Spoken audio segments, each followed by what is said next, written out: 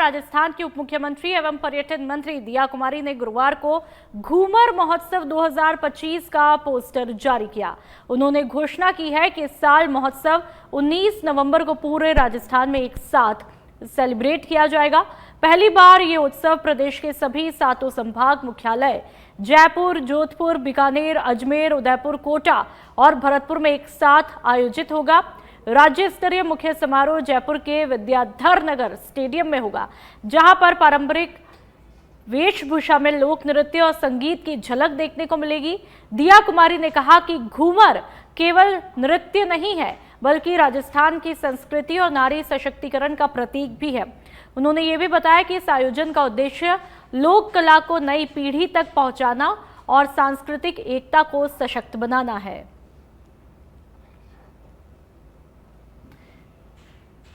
तो deputy CM दिया कुमारी ने घूमर महोत्सव का पोस्टर जारी किया। तस्वीरें आपने देखी और ये समारोह राजस्थान की राजधानी यानी कि जयपुर में सेलिब्रेट किया जाएगा।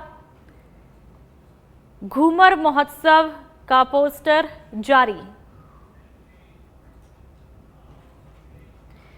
राजधानी से एक और खबर, JCTSL लो फ्लोर बसों में टिकट चोरी। कंडक्टर बिना टिकट यात्रियों को यात्रा कराने में शामिल है। मुख्यालय में पूर्व कर्मचारी ने 6 यात्रियों से पैसे लेकर के बिना टिकट यात्रा करवाई। परिचालक को 6 यात्रियों को बिना टिकट यात्रा कराते हुए रंगे हाथों धर दबोचा है। सख्त कार्रवाई न होने से विभाग व्यवस्था पर कई सवाल भी उठ रहे हैं। तो कंडक्टर ने बिना टिकट के ही कई यात्रियों को यात्राएं करवा दी, उनसे एक्स्ट्रा पैसे लेते हुए यात्रा करवा दी और कंडक्टर को इस मामले में धर दबोचा है। सख्त कार्रवाई न होने से विभाग पर कई सवाल भी खड़े हो रहे हैं।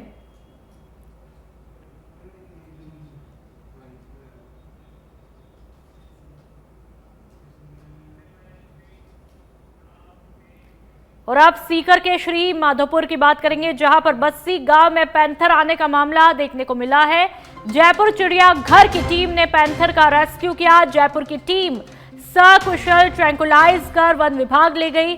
खंडेला जाजोद पुलिस थाने का जाब्ता भी इस दौरान मौजूद रहा। श्री माधोपुर वन विभाग के अधिकारी और टीम भी मौजूद रहे। ट्रैंकुलाइजर करने के बाद लोगों ने वहां पर राहत की सांस ली है।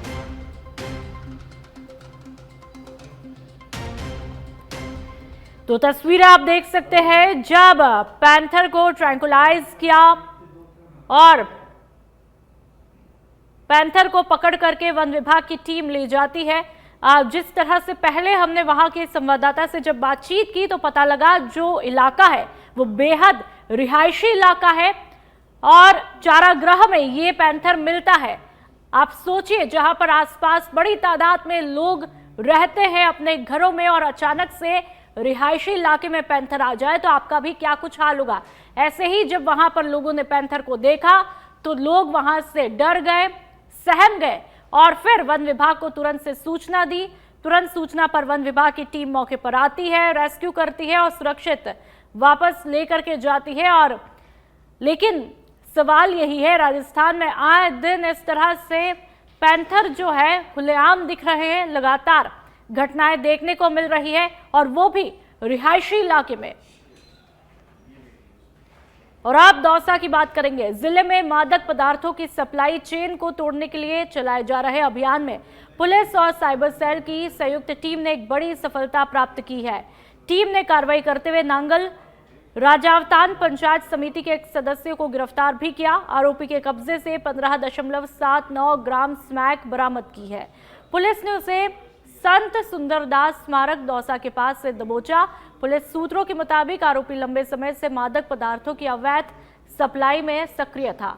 साइबर सेल की निगरानी में सटीक सूचना के आधार पर यह कार्रवाई की गई। आरोपी के खिलाफ NDPS एक्ट के तहत मामला भी दर्ज किया है और उससे मादक पदार्थों के स्रोत और सप्लाई नेटवर्क को लेकर के पूछताछ जारी है। दौसा कोतवाली के थानाधिकारी ने बताया कि यह कार्रवाई जिले में चल रहे नशा मुक्त समाज अभियान के तहत की गई है और मादक पदार्थों की तस्करी में शामिल किसी भी व्यक्ति को, चाहे वह किसी भी पद या हैसियत पर हो, बख्शा नहीं जाएगा।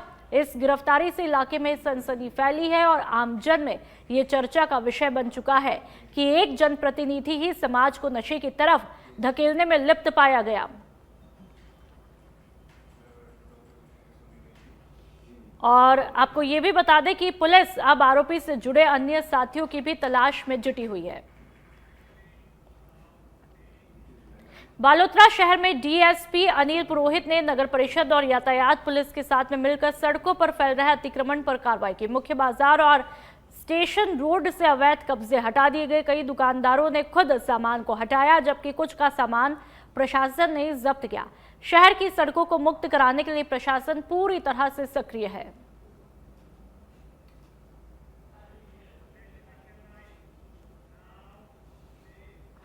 बाड़मेर में हाईवे किनारे अतिक्रमण हटाने के अभियान के दौरान विवाद खड़ा हुआ। यूआईटी सचिव श्रवण सिंह ने वहां के लोगों से विवाद के दौरान गालियां दी और धमकाया, जिसका वीडियो सोशल मीडिया पर जमकर के वायरल है।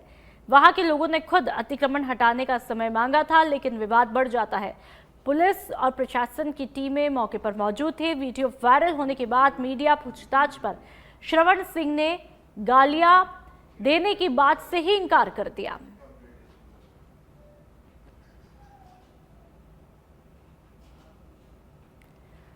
तो लोगों से विवाद में गालियां देने और धमकाने का आरोप है। प्रशासन की टीम ने अभियान में सहयोग किया। देखिए कि किस तरह से कार्रवाई की गई। हाईवे किनारे अतिक्रमण हटाने का कैंपेन शुरू किया गया है और यूआईटी सचिव का वीडियो सोशल मीडिया पर जम करके वायरल हो रहा है। लोगों से जब झगड़ा होता है तो गालियां दे देते हैं, धमका दे देते हैं, इस तरह के आरोप उन पर लगे हैं। और ऐसे में अब देखिए इन तस्वीरों को देख करके उनके बॉडी लैंग्वेज से ही ये अंदाजा लगाया जा सकता है कि कितने गुस्से में वो दिखाई दे रहे हैं। मोहनगढ़ नहरी क्षेत्र में किसान जियाराम भील की कच्ची झोपड़ी में गुरुवार दोपहर अचानक से आग लगी। झोपड़ी में रखा सोने चांदी का आभूषण, मोटरसाइकिल, नकदी और अन्य घरेलू सामान जल करके राख हुआ। आग लगने के समय परिवार खेत में काम कर रहा था। आसपास के किसानों ने आग बुझाने की पूरी कोशिश की। आग के कारणों का फिलहाल खुलासा नहीं हो पाया है।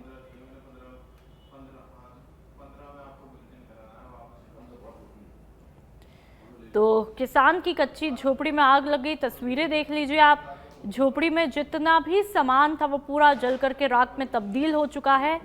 और आगजनी के समय परिवार खेती में काम कर रहा था, खेत में काम कर रहा था खेती का। और तस्वीरें आप देखिए कि जब एक किसान 2 वक्त की रोटी कमाने के लिए इतनी जद्दोजहद मेहनत करता है और अचानक से पूरी मेहनत इस तरह से स्वाहा हो जाती है, तो आप खुद ही समझ लीजिए कि क्या कुछ किसान पर गुजरती है।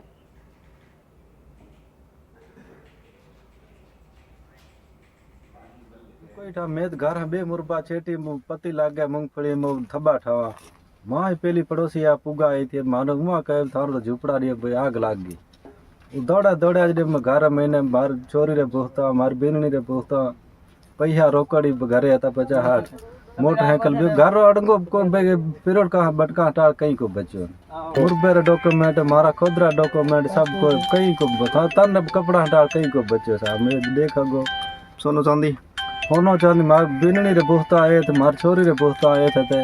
वो तो पूछना पड़ा बे कि बे तो लाती न चांदी की थी घर वाले था व्यापार चीज मार बिननी बहुत आए थे, मार छोरी रे बहुत आए थे घर।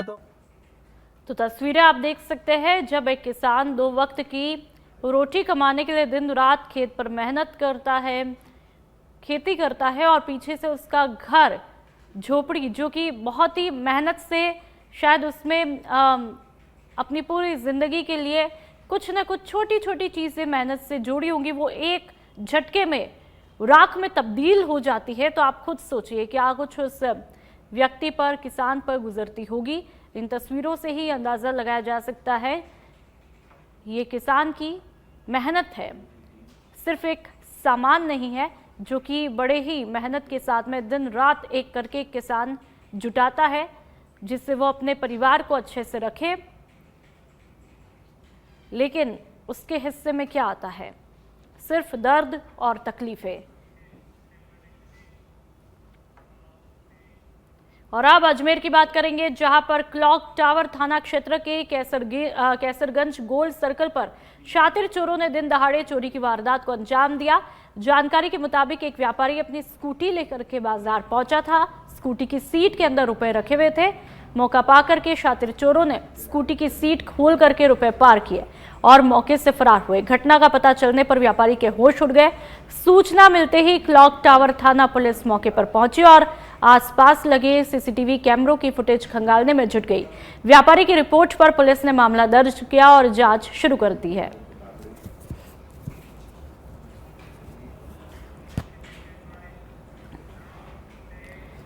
मंडावा पंचायत समिति सभागार में गुरुवार को उपखंड स्तरीय जन सुनवाई रखी जाती है। उपखंड अधिकारी मुनीश कुमारी और तहसीलदार डॉक्टर सुरेंद्र भास्कर ने कार्यक्रम की निगरानी की। जन सुनवाई में पीडब्ल्यू, राजस्व, पंचायत समिति, शिक्षा, सूचना प्रौद्योगिकी और अन्य विभागों से दर्जनों मामले प्राप्त हुए। अधिकांश मामले मौके पर निपटा दिए गए। बाकी बचे मामलों को संबंधित विभागों को जल्द निस्तारण के लिए सौंपा गया।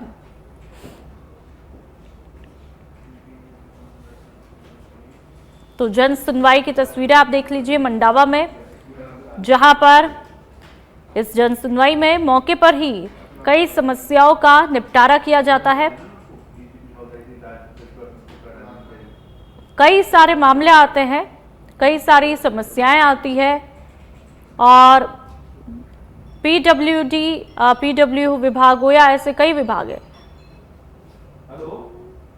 जो यहाँ पर जिनके अधिकारी भी मौजूद रहे और जन सुनवाई यहां पर चलती है। और अब बात राजधानी यानी कि जयपुर की करेंगे, जहां पर मानसरोवर के नीरजा मोदी स्कूल में अमायरा आत्महत्या के मामले में जांच के लिए दिल्ली से राष्ट्रीय बाल सुरक्षा संरक्षण आयोग की टीम जयपुर पहुंची है। टीम ने अमायरा के अभिभावकों से मुलाकात की है। आयोग की टीम ने स्कूल प्रबंधन से भी मुलाकात की है और इसके बाद आयोग की टीम ने कलेक्ट्रेट पहुंचकर मीटिंग ली। मीटिंग में जिला collector Jitendra Soni, DCP south Rajshree Raj, Mansarovar ACP Aditya Kakade और मानसरोवर एसएचओ लाखन सिंह भी मौजूद रहे। बैठक के बाद में आयोग की टीम ने कहा कि जो भी होगा बच्चों के हित में होगा। अभी हम कुछ नहीं कह सकते, जांच जारी है।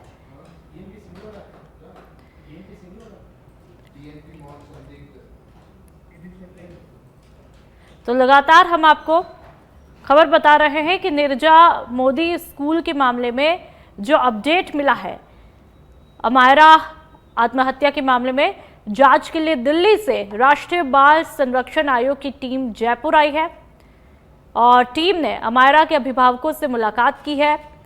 आयोग की टीम ने स्कूल प्रबंधन से भी मुलाकात की है और इसके बाद आयोग की टीम ने कलेक्ट्रेट पहुंच करके मीटिंग ली है। मीटिंग में जिला collector Jitendra Soni, DCP south Rajshree Raj, Mansarovar ACP Aditya Kakade और मानसरोवर एसएचओ लाखन सिंह भी मौजूद रहते हैं। बैठक के बाद में आयोग की टीम ने कहा कि जो भी होगा बच्चों के हित में होगा। अभी हम कुछ नहीं कह सकते, जांच जारी है।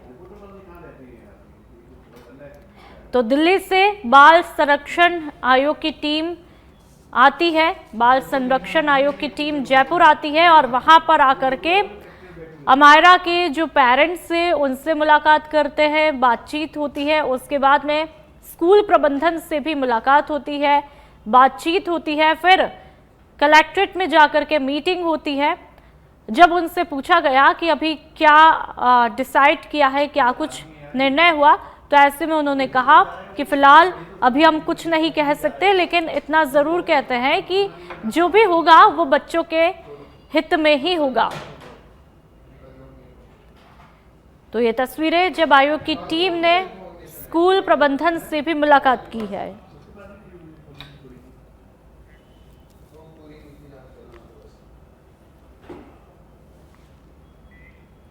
सीकर के अजीतगढ़ के आसपुरा ग्राम पंचायत में 108 कुंडात्मक श्री गोपाल महायज्ञ चल रहा है। 5वें दिन तक 2,80,000 आहुतियां हवन कुंडों में अर्पित की जा चुकी है। हर दिन हजारों श्रद्धालु यहां पर भक्ति में लीन होकर के भंडारे में पंगत प्रसादी का आनंद ले रहे हैं। नगर पालिका, चिकित्सा विभाग और वहां की पुलिस सेवा में पूरी मुस्तैदी के साथ में जुटी हुई है। ये अनोखा यज्ञ अगले 4 दिनों तक भक्तों को आस्था, सेवा और समर्पण का संदेश देता रहेगा। बस्तर जिले में 2 युवाओं की आंखों की रोशनी वापस लौट आई है। 14 साल की बिंदु और 16 साल की वामन का जिला अस्पताल अंबक में सफल ऑपरेशन बामन का भी हुआ और नेत्र सहायक रितेश चौधरी और RHOM नीलूराम पोयाम की मेहनत रंग लेकर के आई। डॉक्टर सरिया थॉमस की टीम ने ऑपरेशन करके नवयुवकों की जिंदगी में उजाला लौटाया।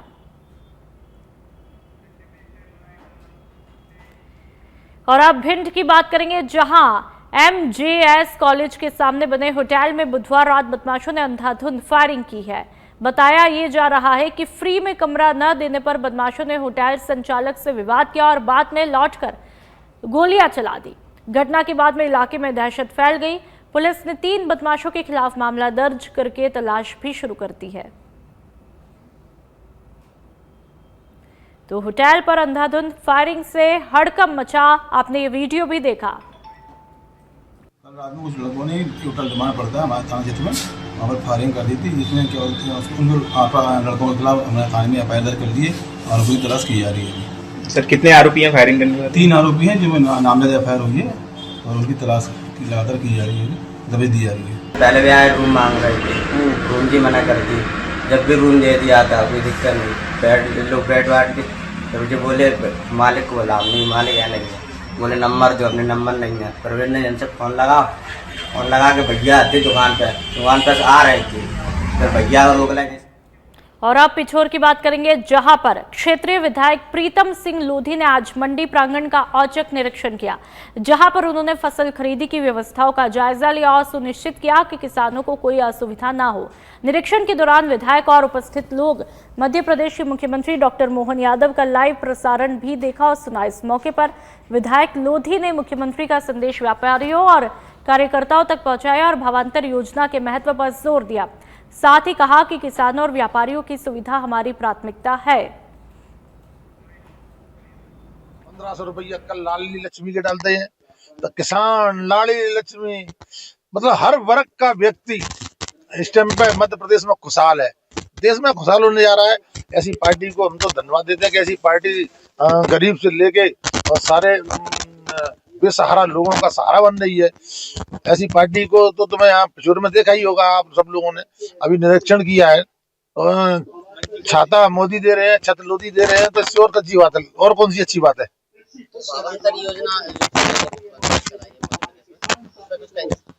भावांतर योजना ये चलाई है, ये एक से एक जो योजना चल रही। और अब कोरिया की बात करेंगे, जहां पर मानवता को शर्मसार करने वाली घटना सामने आई है। ओटगी नाका के पास में सड़क पर नवजात शिशु का शव मिला। सूचना मिलने पर पुलिस मौके पर पहुंची और जांच शुरू कर दी है। पुलिस शव की पहचान के लिए आसपास से सूचना भी जुटा रही है। घटना से पूरे इलाके में सनसनी फैली हुई है। तस्वीरें आप देख लीजिए। कल रात में कुछ लोगों ने टोटल जमाना पड़ता है हमारे थाना क्षेत्र में, वहाँ पर फायरिंग कर दी थी, जिसमें क्या उन लड़कों के खिलाफ हमने थाने में FIR दर्ज कर दिए और पूरी तलाश की जा रही है। सर कितने आरोपी हैं फायरिंग करने वाले? 3 आरोपी हैं जिनमें नामजद FIR हुई है और उनकी तलाश लगातार की जा रही है, दबिश दी जा रही है। पहले भी आए रूम मांग रहे थे, रूम की मना कर दी। जब भी रूम दे दिया था कोई दिक्कत नहीं, बेड वाट के तो मुझे बोले मालिक को बोला, नहीं मालिक है नहीं है। सरदार वल्लभ भाई पटेल की 150वीं जयंती के मौके पर लोरमी में भव्य यूनिटी मार्च का आयोजन किया गया। राष्ट्रीय एकता, अखंडता, सामाजिक सौहार्द का संदेश देने वाले कार्यक्रम में केंद्रीय मंत्री तोखन साहू, केंद्रीय राज्य मंत्री और प्रदेश के उप मुख्यमंत्री अरुण साह विशेष रूप से मौजूद है। यूनिटी मार्च की शुरुआत लोरमी के रेस्ट हाउस से हुई। सरदार वल्लभ भाई पटेल की भव्य प्रतिमा को विशेष रूप से सजाए गए रथ में विराजमान करके यात्रा की शुरुआत की जाती है। मुख्य अतिथियों ने प्रतिमा पर माल्यार्पण किया और पुष्पांजलि अर्पित करके यात्रा की शुरुआत की।